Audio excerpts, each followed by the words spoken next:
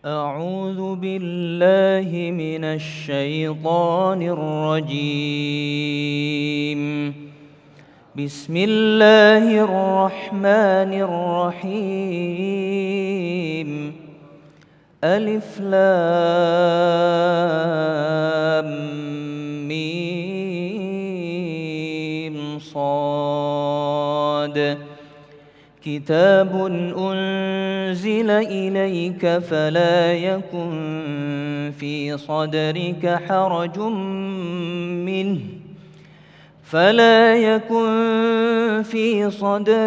حرج منه لتنذر به وذكرى للمؤمنين.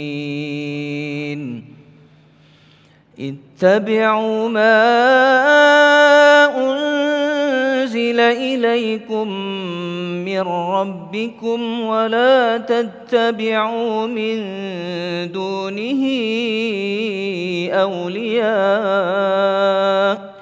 قليلا ما تذكرون.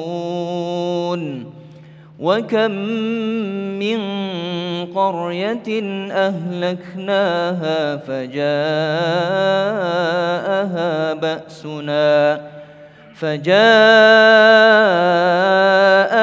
بأسنا بياتا أو هم قائلون. فما كان دعواهم إذ جاءهم بأسنا إلا أن قالوا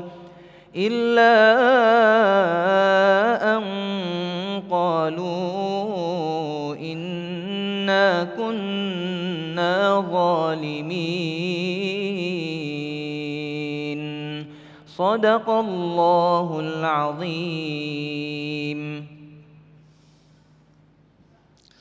Assalamualaikum warahmatullahi wabarakatuh. Alhamdulillahirabbil alamin. Allahumma shalli ala sayyidina Muhammad wa ala ali sayyidina Muhammad. Apa kabar Bapak dan Ibu semuanya?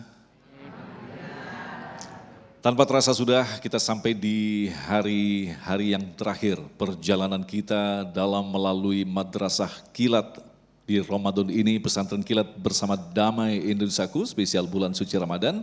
Dan Alhamdulillah dalam kesempatan kali ini kita kembali bersiaran secara langsung dari Masjid Husnul Khotimah, Bumi Dirgantara Permai Jati Asih.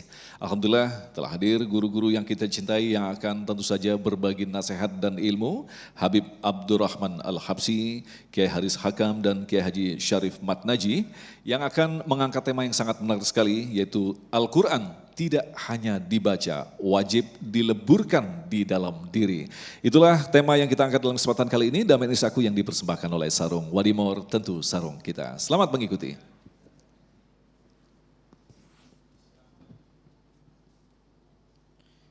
Bismillahirrahmanirrahim. Assalamualaikum warahmatullahi wabarakatuh. Waalaikumsalam. Alhamdulillahi Rabbil Alamin. Alhamdulillahi wa kafa. Wassalatu wassalamu ala nabiyyinal Mustafa wa ala alihi wa ashabihi ahli sidqi wal wafa. Allahumma salli wa sallim ala sayyidina Muhammad wa ala ali sayyidina Muhammad. Subuhun kudusun Rabbuna wa Rabbul malaikati warruh. Yang sama-sama kita hormati dan kita cintai guru kita Kiai Al-Haj Haris Hakam, dan guru kita juga yang hadir pada saat ini Kiai Al-Haj Syarif Matnaji. Guru kita yang mendampingi kita, pemandu acara Damai Indonesiaku Al-Ustadz Agung Izul Haq, serta muslimin, muslimat, saimin, saimat jamaah Masjid Husnul Khatimah yang dimuliakan Allah Subhanahu wa taala.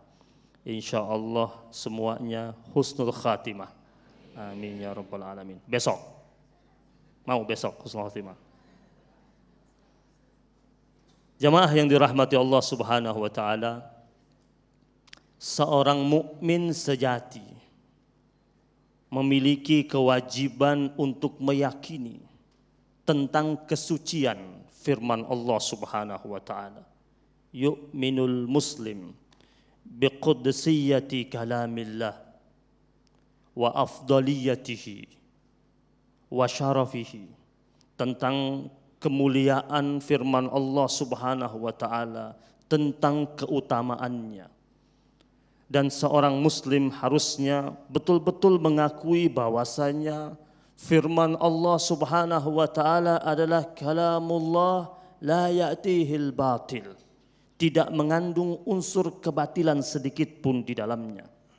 Man qala bihi sadaq, siapa saja yang berbicara menggunakan Al-Qur'anul Karim, kita patut meyakininya, mempercayainya. Yang kita percayai bukan orangnya tetapi firman Allah yang keluar melalui lisannya.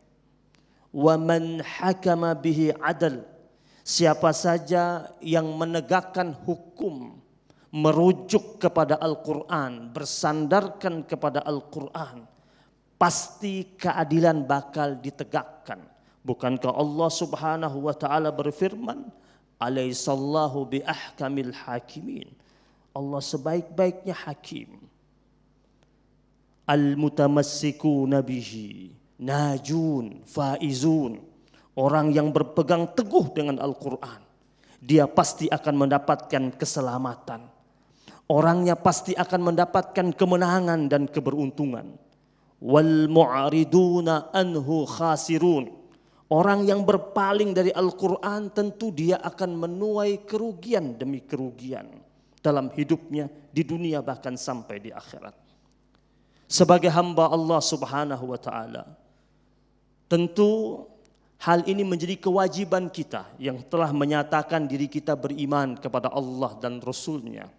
Dan salah satu bukti keimanan itu kita tunjukkan dengan meyakini tentang Al-Quran sebagai firman Allah Subhanahu wa taala. Di dalam Al-Quran Allah Subhanahu wa taala menegaskan kepada kita bahwasanya orang-orang yang beriman itu adalah mereka yang amanu billahi wa rasulihi. Orang-orang yang beriman itu adalah mereka yang aminu billahi wa rasulihi, yang beriman kepada Allah dan Rasulnya. Kemudian mereka mengimani tentang Al-Quran yang turun kepada Rasulullah sallallahu alaihi wasallam. Beriman kepada Allah, beriman kepada Rasulnya, beriman kepada Al-Quran yang Allah turunkan kepada Rasul, beriman kepada kitab sebelum Al-Quran yang telah Allah turunkan kepada Rasul-Rasul sebelumnya. Dan Allah katakan, wa man yakfur billahi wa malaikatihi wa rusulihi, barang siapa yang ingkar sama Allah Subhanahu wa taala, ingkar kepada malaikatnya, ingkar kepada Rasulnya, ingkar kepada kitab yang telah Allah turunkan, ingkar kepada hari akhir, faqad dalla dalalan ba'ida, maka orang-orang seperti ini akan berada pada kesesatan yang nyata. Jamaah yang dirahmati Allah Subhanahu wa taala, Ramadan bulan mulia. Ramadan Allah hadirkan keberkahan. Dan penyebab berkahnya Ramadan disebabkan Allah turunkan Al-Quran di bulan Ramadan. Di mana Allah berfirman dalam surat Ad-Dukhan, Inna anzalnahu fi lailatin mubarakatin, inna kunna munzirin. Sesungguhnya kami Allah Subhanahu wa taala telah menurunkan Al-Quran pada malam yang penuh keberkahan. Inna kunna munzirin. Sesungguhnya kami Allah senantiasa memberikan peringatan demi peringatan. Malam Ramadan menjadi malam yang penuh keberkahan disebabkan Al-Quran diturunkan. Maka kita sebagai hamba Allah yang beriman, jika kita ingin mendapatkan percikan keberkahan dari bulan suci Ramadan, maka sejatinya kita dekat dengan Al-Quran. Salah satunya berusaha semaksimal mungkin untuk tilawatul Quran setiap hari di bulan suci Ramadan. Bukankah Al-Quran nanti akan datang sebagai pemberi syafaat buat kita? Dalam riwayat hadis Imam Muslim dan Imam Bukhari, di mana Rasulullah sallallahu alaihi wasallam berpesan, "Iqra'u al-Qur'an fa innahu ya'ti yaumal qiyamati syafi'an li ashabihi. Bacalah kalian Al-Quran, kata Rasul. Karena itu Al-Quran nanti datang pada hari kiamat sebagai syafi'an li ashabihi, sebagai pemberi syafaat bagi orang-orang yang senantiasa mengkhususkan waktu mereka bersama Al-Quran. Al-Quran sebagai penerang bagi jiwa-jiwa mereka yang membacanya. Rasul pernah berpesan kepada para sahabat-sahabatnya, kata Nabi, innal quluba tasda'u kama yasda'ul hadid. Sesungguhnya hati-hati manusia ini dapat berkarat sebagaimana berkaratnya besi. Kita ini manusia, Allah anugerahkan hati yang merupakan filter. Hati ini dia membisikkan nilai kebenaran, kejujuran, kepatuhan, ketaatan, kesucian. Tapi hati kita ini bisa kotor ketika beraneka ragam kemaksiatan dan kedurhakaan yang kita lakukan. Dan Nabi mengatakan hati manusia itu dapat berkarat sebagaimana berkaratnya besi. Besi jika berkarat, jika dibiarkan dia akan keropos dan habis. Hati manusia, kata Nabi, jika berkarat, jika tidak cepat-cepat diobati, hatinya tidak akan jadi berkilat kembali. Hatinya susah untuk menerima hidayah dari Allah Subhanahu wa ta'ala. Maka sahabat-sahabat Nabi bertanya kepada sang Rasul, fama jala'uha ya Rasulullah, bagaimana caranya untuk mengkilatkan hati itu wahai Rasul? Jawaban Rasul dua, tilawatul Quran wa zikrul maut.